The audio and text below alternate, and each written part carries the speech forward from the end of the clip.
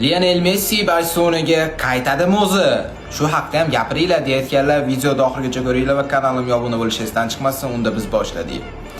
Xabaringlar bor, Barselonaga Lionel Messi tashrifi aynan Camp Nouga bo'ldi va Camp Noudagi rasmidan keyin ko'pchilik odamlar Messi Barsaga qaytyapti deb o'ylashdi va Barselonaga qaytish ehtimoli bormi o'zi deyishdi.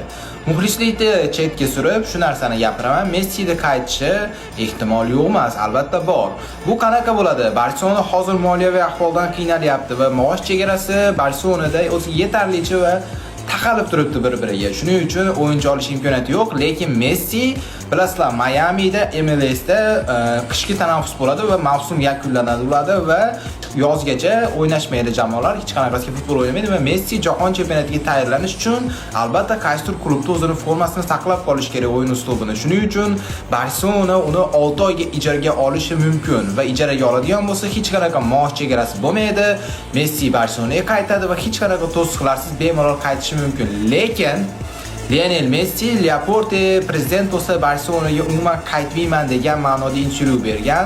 Chunki Laporte uni qanaqadir xiyonatkor deb o'yladi Laporteni, chunki o'sha Messi ketayotganda Laporte prezident bo'lishdan oldin Messi sen Barselonada qolasan deb unga xiyonat qilib Barselonadan ketkizib oldi. Shuning uchun agarda Laporte prezidentlikdan ozod qilinadigan bo'lsa, Messida qaytishi 100% ga teng bo'lishi mumkin. Nima deb o'ylaysizlar? Messi ketsinmi yoki Laporte qolsinmi? Kommentariyada yozamiz.